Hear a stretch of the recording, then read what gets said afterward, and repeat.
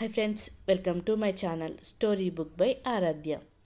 గొప్పల కోసం కట్నం తీసుకోకుండా పేదింటి అమ్మాయిని పెళ్లి చేసుకుంటారు ఒక ధనవంతులైన కుటుంబం వారు. కానీ కోడలితో ఇంటి పనులన్నీ చేపిస్తూ ఒక పని మనిషి కంటే హీనంగా చూస్తూ ఉంటారు. ఆ కోడలు వాళ్ళ చిత్రహింసలు భరించలేక వారికి బుద్ధి చెప్పాలి అని అనుకుంటుంది. మరి ఆమె ఏం చేసిందో ఈరోజు మనం తెలుసుకుందాం. అది పెద్ద బంగళా. దాని చుట్టూ అందమైన పూలతోట, పెద్ద ఎత్తైన ప్రహరీ గోడతో ఆ బంగ్లా అందరినీ ఆకర్షిస్తోంది. చల్లని సాయంత్రం వేళ ఆ ఇంట్లోని వారు అందరూ స్వేచ్ఛగా మొక్కల మధ్య కిలకిలా నవ్వులతో తిరుగాడుతూ కులాసా కబుర్లతో కాలం గడుపుతూ ఉన్నారు. ఆ ఇంటి కోడలు మాధురి మాత్రం వారందరికీ రుచిగా భోజనం తయారు చేయడం కోసం ఒక్కతే వంటగదిలో హడావిడి పడుతూ ఉంటుంది. పెళ్ళి కాకముందు ఎంతో అందంగా చలాకీగా చిలిపిగా ఉండే మాధురి అత్తగారి ఇంటికి రావడంతోనే నెమ్మదిగా ముభావంగా మామూలుగా మారిపోయింది. మాధురి రాకపూర్వం ఆ ఇంట్లో వంట మనిషి ఎప్పుడూ ఉండేది. కానీ కోడలు వచ్చిన తర్వాత కూడా వంట మనిషి ఎందుకు అనిపించి మాన్పించేశారు. మాధురిని ఈ విషయం ఏమీ అంతగా బాధించలేదు. ఆమె పుట్టింట్లో కూడా ఆమె తల్లి తీరని అనారోగ్యంతో బాధపడుతూ ఉండటం వల్ల మొదటి నుంచి ఆమెకు ఇంటి పని వంట పని అలవాటే. తల్లి, తమ్ముడు, చెల్లి మాత్రమే ఉండే ఆ ఇంట్లో ఆమెకు పని ఎక్కువగా అనిపించేది కాదు.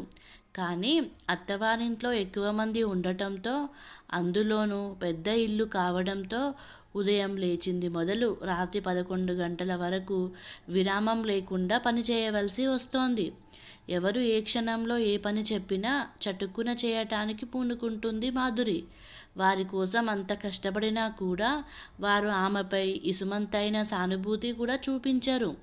మాధురి మొదటి నుంచి శాంతమూర్తి కావడంతో ఎవరు ఏమన్నా తన తప్పు లేకున్నా కిమ్మనకుండా ఉండిపోతుంది.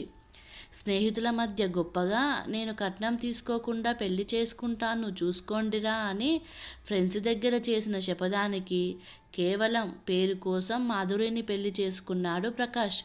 పేదరికంలో ఉన్న కట్నం ఇవ్వనందుకు పెళ్లి లాంఛనాల కింద చాలా ఖర్చు పెట్టి కూతురిని కాపురానికి పంపించాడు మాధురి తండ్రి. కట్నం తీసుకొని భర్త లభించాడే, నిజంగా నువ్వు అదృష్టవంతురాలివి అని ఫ్రెండ్స్ అంటే ఆనాడు ఆనందంతో ఎంతో పొంగిపోయింది. భర్త సంస్కారానికి మురిసిపోయింది మాధురి. కానీ పెళ్ళైన మరుక్షణమే ఆ విషయంపై దెప్పుతారని ఇంటికి వచ్చిన ప్రతి వారి దగ్గర కట్నం తీసుకోకుండా పెళ్లి చేసుకున్నామని డప్పు వాయించుకొని తమ గొప్ప కోసం ఆ మాటే పదే పదే చెప్పి తనను చిన్నబుచ్చుతారని ఆనాడు మాధురికి తెలియదు.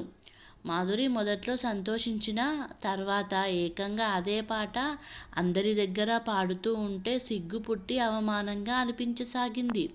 ఇంత కలిమిలో ఉన్న వీరికి ఈ చిన్న బుద్ధి ఎలా వచ్చింది అని అనుకునేది. మాధురి మామగారు మాత్రం కోడలని ఆదరంగా చూసి ఆమె బాగోగులు కనుక్కునేవారు. కానీ అతని ఇంట్లో ఉండేది చాలా తక్కువ సమయం. అతను ఉన్నంతసేపు అతని ఊరడింపు మాటలకు తండ్రి సాన్నిధ్యంలో ఉన్నట్లు ఫీల్ అయ్యేది. ప్రకాష్కి తల్లి మాటే వేదం.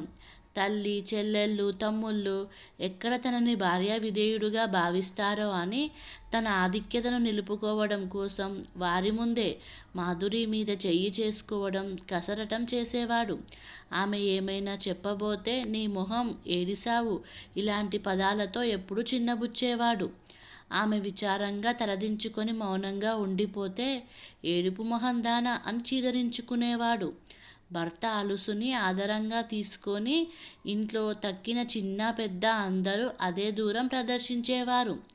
రాత్రిపూట మాధురి అవసరం వచ్చినప్పుడు తప్పితే మరెప్పుడూ ప్రేమగా పలకరించేవాడు కాదు ప్రకాష్. దానికే మాధురి భార్యగా ఎంతో ఉబ్బి తబ్బుబ్బి అయిపోతుందని అనుకునేవాడు. అసలు తను పెళ్లి చేసుకోకపోతే మాధురి ఎప్పటికీ బ్రహ్మచారినిగానే ఉండిపోవాల్సి వచ్చేదని భావించేవాడు. మాధురి మనసులో ఎన్ని బాధలు ఉన్నా నిర్లిప్తంగా సహించడం అలవాటు చేసుకుంది. అలా 2 ఏళ్ళు గడిచాయి. మాధురి అణిగిమణిగి ఉండటంతో అందరూ బాగా విసిగిస్తున్నారు. రాను రాను పనుల భారం ఎక్కువై క్షణం తీరిక లేకుండా పోయింది. అందరూ ఆమె మీద ప్రతి పనిలోనూ పూర్తిగా ఆధారపడిపోయి ఇక్కడి పుల్ల అక్కడ పెట్టలేని బద్ధకస్తులుగా తయారయ్యారు. ఆ రోజు మాధురి వంట చేసేసరికి మధ్యాహ్నం 12 గంటలయ్యింది. ఆమె స్నానం చేసి వచ్చేసరికి ఎవరి గదుల్లో వారు చదువుకుంటూ కనిపించారు. ఎగ్జామ్స్ ముందు ప్రిపరేషన్కి హాలిడేస్ లాగా ఉన్నాయి. అందరూ ఇంటి దగ్గరే ఉన్నారు అనుకుంది మాధురి. ఆమెకు ఎవరు ఏ విషయమూ చెప్పరు. ఆమె కూడా వాళ్ళ బెడ్రూమ్లోకి వెళ్ళి సగం సగం చదివి వదిలేసిన శరత్ నవల చదువుకోసాగింది. రోజుకో గంట అయినా మంచి పుస్తకం తిరగేస్తే కానీ మాధురికి మనశ్శాంతి ఉండదు. ఆ ఇంట్లో పుస్తకాలకు లోటు లేదు. అవే ఆమెకు ఆత్మీయతను పంచే స్నేహితులయ్యాయి. కానీ ఈరోజు ఆమెకి పుస్తకం మీద మనసు మళ్ళటం లేదు. మనసు పరిపరి విధాలా పోసాగింది. నిజానికి తను పెద్ద కోడలిగా ఆ ఇంటికి యజమానురాలు. కానీ తను ఏ విధంగా చూడబడుతున్నది? తనకన్నా పని మనిషే నయం. పనిచేసి డబ్బు తీసుకొని మాట పడకుండా బ్రతకగలుగుతుంది. ఇలాంటి ఆడపడుచుల్ని తను ఎప్పుడూ ఎక్కడా చూడలేదు. ఆడపిల్లలై పుట్టినందుకు అయినా ఒక్క పనిలో వేలు పెట్టరు. ఇంటి పనుల్లో సహాయం చేయకపోయినా పర్వాలేదు. కనీసం వారి వారి సొంత పనులు చేసుకున్నా సంతోషించేది. తిన్న కంచమైనా తీయకుండా మగరాయుల్లాగా లేచిపోతారు. సరేలే అని ఎలాగోలా కింద మీద పడి పనులు చేసుకోబోతూ ఉంటే పైగా వంకలు పెట్టడం ఒకటి ఈ మనుషులు. అందుకే ఈ మధ్యనే మాధురికి వళ్ళు మండటం మొదలయ్యింది. మాధురికి పొద్దున జరిగిన సంఘటన గుర్తుకు వచ్చింది. ఉదయం 7 గంటలకు వంటింట్లో దోశలు పోస్తూ ఉంటే ఇంతలో ఆమె చిన్నాడపడుచు సరోజ హడావిడిగా వచ్చి, వదినా, నా బట్టలు కొంచెం ఇస్త్రీ చేసి పెట్టాలి, చాలా అర్జెంట్ అంటూ వెళ్ళిపోబోయింది. సరోజను వెనక్కి పిలిచింది మాధురి. నాకు ఇప్పుడు తీరుబడి లేదు సరోజ, ఏం చేస్తున్నానో చూస్తున్నావుగా అని చెప్పింది. ఆశ్చర్యంతో నోరు తెరిచింది సరోజ. మాధురి పెళ్ళైన ఇన్నేళ్లలో ఏనాడు అలా అనలేదు. కొంచెం సేపటికి సరోజ తేరుకొని, అరిగిపోవులే వదినా, తొందరగా చెయ్యి అని చెప్పింది. మాధురి మళ్ళీ చట్నీ రుబ్బుతూనే, నువ్వు ఇక్కడి పని చూసేటట్లయితే నాకేం అభ్యంతరం లేదు. నాకున్నవి 2 చేతులు. ఇంకొంచెం సేపట్లో టిఫిన్ పెట్టమని అందరూ వచ్చేస్తారు. ఎవరి పనులు వాళ్ళు చేసుకోవడం మంచి అలవాటు అంది కాస్త సీరియస్గా. చేయనని చెప్పొచ్చుగా, ఎందుకు? పెద్ద నువ్వే పని చేస్తున్నావని చెప్పడానికి బడాయి చూపిస్తున్నావా అనేసి బట్టలు తీసుకొని రుసరుసలాడుతూ వెళ్ళిపోయింది సరోజ. ధైర్యంగా తెగించి అన్నది. కానీ తర్వాత జరిగే పరిణామాలు ఊహించలేకపోయింది మాధురి. చదువులంటూ పొద్దుటి నుండి సాయంత్రం వరకు బయట తిరిగే పిల్లలు. ఏదో అలసిపోయి కాస్త బట్టలు ఇస్త్రీ చేయమంటే అడిగితే అంత పొగరుగా సమాధానం చెప్తావా? కుక్కను సింహాసనం ఎక్కించినట్టు అయ్యింది. అడుక్కు తినే మొహాన్ని కట్నకానుకలు లేకుండా చేసుకొని పనులేవి చెప్పకుండా మహారాణిలాగా కూర్చోబెట్టాలి కాబోలు అని అత్తగారు ఆవేశంగా గొంతు చించుకొని అరిచింది. మనసులోనే బాధను దిగమింగి వస్తున్న దుఃఖాన్ని అదిమిపెట్టి ఎదురు సమాధానం చెప్పకుండా రాయిలాగా ఉండిపోయింది మాధురి. ఇంతలో మామగారి రాకతో అత్తగారి తిట్లు శాపనార్థాలు ఆగిపోయాయి. ఆ దేవుడి రాక వల్ల తిట్లవాన వెలిసింది అని మనసులోనే మామయ్యకి ధన్యవాదాలు చెప్పుకొని మెల్లగా వంటగదిలోకి వెళ్ళింది వంట చేయడానికి. ఏ సరదాకి సంబరానికి నోచుకోలేదు తను. భర్తతో సహా ఇంట్లో వాళ్ళందరికీ కేవలం కీ ఇవ్వగానే పనిచేసే మరమనిషి తను. తనకి బయట తిరగాలని, వాళ్ళతో షాపింగ్లకి సినిమాలకి వెళ్ళాలని ఉంటుందని ఆలోచించరు. అసలు వాళ్ళందరికీ లేకపోయినా కనీసం భర్తకి కూడా అలాంటి ఆలోచన రానందుకు బాధపడేది. పైగా బయట నుంచి వచ్చిన వెంటనే అన్ని నిమిషాల్లో అమర్చకపోతే బోలెడు చిరాకు అతనికి. చిందరవందరగా గదిలో అతను విసిరేసిన వస్తువుల్ని చక్కగా సర్దితే మెచ్చుకునేది పోయి, నా లుంగి ఇక్కడ నుంచి ఎవరు తీయమన్నారు? నీ బోడి నీట్నెస్తో నన్ను చంపేస్తున్నావు అంటాడు. పోనీ అలాగే వదిలేస్తే గదిలోకి వచ్చిన మరిది ఆడపడుచులు, ఏం చేస్తున్నావు పొద్దుటి నుంచి? ఇల్లంతా చెత్తకుండిలాగా ఉంచావు అంటారు.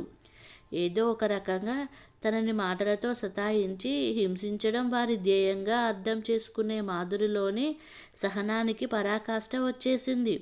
ఒకరోజు మధ్యాహ్నం మండు టెండలో పెరట్లోని బావి దగ్గర చెమటలు కక్కుతూ బట్టలు ఉతుకుతున్నది మాధురి. లోపల హాల్లో అత్తగారు కూర్చొని రేడియో వింటోంది. మాధురి, కొంచెం మంచినీళ్ళు ఇచ్చి వెళ్ళు అని కేకేసింది. ఆవిడ కూర్చున్న దగ్గరి నుంచి 4 అడుగులు వేస్తే వంటగది, ఫ్రిడ్జ్, మంచినీళ్ళ కుండ ఉన్నాయి. మాధురి పెరట్లో బట్టలు ఉతుకుతున్నదని ఆమెకు తెలుసు. మాధురికి ఒళ్ళు మండింది. పిల్లి అయినా గదిలో బంధించి కొడితే పులి అయిపోతుంది. మాధురికి కూడా తెగింపు వచ్చేసింది. మొదటిసారి నోరెత్తింది. మీరే తీసుకోండి, నాకు ఇక్కడ పనుంది అని సౌమ్యంగానే చెప్పింది. అంతే. అత్తగారికి కోపం వచ్చింది. కాలికగా మారింది. సూర్యకాంతమైపోయింది. ఏదో ముసలిదాన్ని ఓపిక లేక నిన్ను తెచ్చిపెట్టమని అడిగితే ఎదురు సమాధానం చెప్తావా అనుకుంటూ పెరట్లోకి పరిగెత్తింది. ఆడదానికి ఇంత అహంకారం పనికిరాదే. కోరి కట్నం లేకుండా చేసుకున్నందుకు కొరివి పెడుతున్నావా గతిమాలిన దానా అని నానా మాటలు అంది. మాధురి ఊరుకోలేదు. ఏమిటి, మీకు ఓపిక లేదా? హాల్లో నుంచి పెరట్లోకి 4 అడుగుల్లో వచ్చేశారు. నోటికొచ్చినట్లు మాట్లాడుతున్నారు. మీకు ఓపిక లేదంటే ఇక్కడ నమ్మేవాళ్ళు ఎవరూ లేరు. ఇష్టం వచ్చినట్టు మాట్లాడకండి. మాటకి మాట అనడం నాకు తెలుసు. నన్ను రెచ్చగొట్టకండి. నాకు తిట్లు వచ్చు అని తిరగబడింది. పని పూర్తి చేసుకొని తన గదిలోకి వచ్చి ఓపిక లేక మంచం మీద పడిపోయింది. ఏం జరుగుతుందోనని సాయంత్రం దాకా భయపడుతూనే ఉంది మాధురి. సాయంత్రం ఇంట్లో పెద్ద రసాభాస అయ్యింది. సాయంత్రం అందరూ వచ్చిన తర్వాత దొంగ ఏడుపులు ఏడుస్తూ అందరికీ జరిగింది చెప్పింది అత్తగారు. చాలాసేపటికి గొడవ సద్దుమణిగింది. రాత్రి అందరూ భోజనాలు చేశారు. అందరి చేత బ్రతిమిలాడించుకొని అత్తగారు భోజనం చేసింది. అందరిలో ఒక్కరైనా కూడా మాధురిని వడ్డించమని కానీ భోజనం చేయమని కానీ అడగలేదు. మొదటిసారిగా ఆ ఇంట్లో తను ఒంటరిదాన్ని అనిపించింది మాధురికి. రాత్రి తిండి లేదు. దానికి తోడు ఏమైందో ఏమో ఒళ్ళంతా నొప్పులు, జ్వరం వస్తుందని గ్రహించింది. తెలియకుండా కన్నీళ్లు వరదలా ప్రవహించాయి. వీళ్ళ కోసమా నేను ఇంత కష్టపడింది? ఇక లాభం లేదు. వీళ్ళలో మార్పు రాదు. నేనే ఇంకా మారాలి అనుకుంది. మాధురికి ఎప్పటిలాగానే వేకువజామున 4 గంటలకి మెలకువ వచ్చింది. లేవబోతే కళ్ళు తిరిగాయి. కళ్ళు మంట, తల మీద సుత్తెతో కొడుతున్నట్లు బాధ, ముక్కులో నుంచి వేడిగాలు. ఒళ్ళంతా భారంగా ఉండి లేవలేకపోయింది. జ్వరం తీవ్రంగా ఉండటం అర్థమైంది. మంచం మీద అలాగే సొమ్మసిల్లిపోయింది. తెల్లవారింది. ఆ ఇంట్లోని అందరూ ఎప్పటిలాగా బాగా ఎండ ఎక్కిన తర్వాత 8 గంటలు దాటిన తర్వాత లేచారు. మాధురి రోజులా వచ్చి ఒక్కొక్కరిని లేపి బెడ్ కాఫీ ఇవ్వలేదు. వంటగదిలో అలికిడి వినిపించలేదు. ఇల్లు వాకిలి ఊడ్చలేదు. నీళ్లు పట్టిన జాడలేదు. ఇల్లంతా కలియదిరిగిన అత్తగారు, ఏది ఈ మహాతల్లి, ఇంకా లేచినట్టు లేదు, వెళ్ళి మేలుకొలుపు పాడండిరా అంది. వేడి వేడి టీ చప్పరిస్తూ కబుర్లు చెప్పుకోవచ్చునని ఏ క్షణంలోనైనా టీ వస్తుందని కూర్చున్న పిల్లలకి అమ్మ మాటలు వినిపించాయి. ఏమైందబ్బా అనుకుంటూ అందరూ బయటకు వచ్చారు. పెళ్ళైన తర్వాత ఏనాడు మాధురి ఇలా చేయలేదు. 8 గంటలైనా గొంతులో టీ పడకపోవడంతో అందరికీ చిరాగ్గా ఉంది. అమ్మ, జ్వరం వచ్చినట్టుంది, పడుకొని ఉంది అంది సరోజ. వెంటనే సరస్వతి గుండెల్లో రాయి పడింది. మాధురి రాకముందు ఆ పని ఈ పని కాస్త చేసేది ఆమె. వదిన వచ్చిన దగ్గర నుంచి సుఖంగా ఉంది. మాధురి అత్త సూర్యకాంతం అయిపోయింది. నిన్నంతా బాగానే ఉందిగా. తిట్లు తిన్నా వంట చేసి వెళ్ళి మరీ పడుకుంది. ఆకలేస్తే తనే వచ్చి తింటే తింటుంది, లేకపోతే లేదు. ఒక్కరోజు తినకపోతే చస్తుందా అని ఊరుకున్నాను. రాత్రి ఆలస్యంగా వచ్చిన అబ్బాయి కూడా లేపి తినమన్నట్లు లేదు అనుకొని చూడడానికి వెళ్ళింది. ఒకరి తర్వాత ఒకరు అందరూ వెళ్ళారు. తలుపు దగ్గర నుంచి చూసి వెనక్కి వచ్చేశారు. ఇంకా ఎలాగో లేచేలా లేదు అని ఏడుస్తూ మొత్తుకుంటూ ఏదో వండుకొని కాలేజీలకు వెళ్ళారు ఆడపడుచులు. భర్త 10 గంటల దాకా పడుకొని ఉన్నాడు. కానీ ఏమీ పట్టించుకోలేదు. చివరికి తన బాధ్యతగా డాక్టర్కి కూడా చూపించాలని అనుకోలేదు.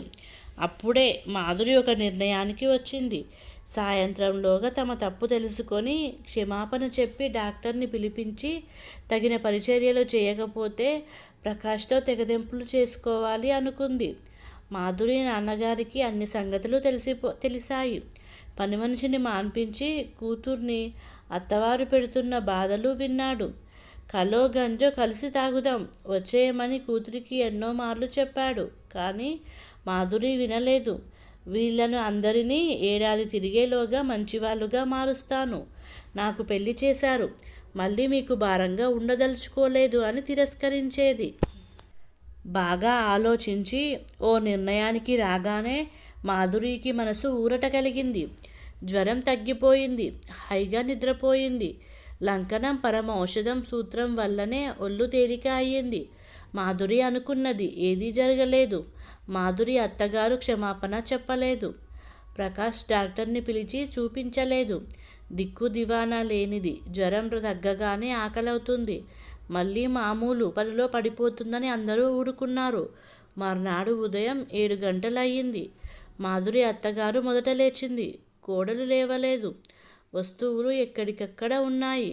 గబగబా మాధురి వెళ్ళి ఆమె గదిలో చూసింది. ప్రకాష్ పడుకొని ముద్దులాగా నిద్రపోతున్నాడు. మాధురి మంచం మీద లేదు. మొదటిసారి కొడుకు మీద కోపం వచ్చింది. గట్టిగా తట్టి లేపింది. ఒరే మొద్దు, మీ ఆవిడేదిరా? నీ పెళ్ళాం ఎక్కడుంది అని కూడా పట్టించుకోకపోతే ఎలారా? ఇల్లంతా వెతికాను. పాపం నిన్నంతా జ్వరంతో బాధపడుతోంది.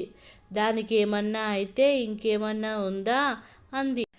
అబ్బా అరవకమ్మా, ఏ బాత్రూంలోనే ఉండి ఉంటుంది. సరిగ్గా చూడు దాని మొహం, అది ఎక్కడికి పోతుంది అన్నాడు ప్రకాష్.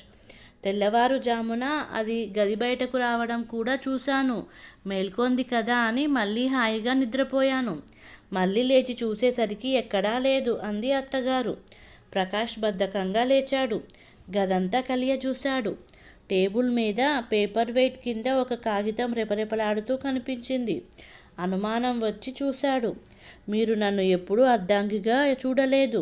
నా సమస్యలు పట్టించుకోలేదు. ఇంతకాలం ఎంతో ఓపికతో మీ ఇల్లు పట్టుకొని వేలాడాను. అది నా ఇల్లు కాదు. నన్ను ఒక కట్టు బానిస అనుకున్నారని అర్థమయ్యింది. జ్వరంతో బాధపడుతూ ఉన్నా ఎవరూ పట్టించుకోలేదు. మానవత్వం కూడా లేని మీలాంటి మనుషుల మధ్య నేను ఇక ఉండలేను. మా పుట్టింటికి వెళ్ళిపోతున్నాను. నేను మీ ఇంటికి పెద్ద కోడలిగా వచ్చాను. ఎవరి సంగతి ఎలా ఉన్నా మీ నుంచి నేను ఆశించేది మీ ప్రేమని, మీ అనురాగాన్ని. అవి నాకు లభించకపోయినా తిట్లు వేధింపులు దొరికాయి. అన్ని విషయాలలో నాకు నిరాశ మిగిలింది. మీ వాళ్ళ ముందు నన్ను ప్రేమగా పలకరించడానికి కూడా భయపడ్డారు. అలాంటప్పుడు పెళ్ళెందుకు చేసుకున్నారు? మీలాంటి వారికి భార్య అనవసరం. శారీరకంగా తప్పితే మీరు నన్ను ఎప్పుడూ భార్యగా చూడలేదు. దానికి భార్య కానక్కర్లేదు. ఏ ఆడది అయినా సరిపోతుంది. మామయ్య గారు తీర్థయాత్రలకు వెళ్ళటం వల్ల ఇంట్లో లేకపోవటం అయ్యింది. ఆయన ఉన్నట్లయితే ఇల్లు వదలలేకపోయేదాన్ని. మీ నుంచి పూర్తిగా విడిపోతున్నా. ఈ సమయంలో నాదొక సలహా. ఈ మారు పెళ్ళంటూ చేసుకుంటే దయచేసి కట్నం తీసుకోండి. ఆ కట్నం అయినా కనీసం భార్యని కూడా మనిషిలాగా చూసుకోవాలనే సత్యాన్ని నేర్పుతుంది. దయచేసి మళ్ళీ నా కోసం రావద్దు. మనం విడిపోయే ఏర్పాటు చేయండి. ఇట్లు మాధురీదేవి. లెటర్ చదివిన తల్లి కొడుకులు ఒక్కసారిగా స్థానువులు అయిపోయారు. కథ సమాప్తం. మీకు కనుక ఈ కథ నచ్చినట్లయితే ఈ ఛానల్ని సబ్స్క్రైబ్ చేసుకోగలరు. Please subscribe.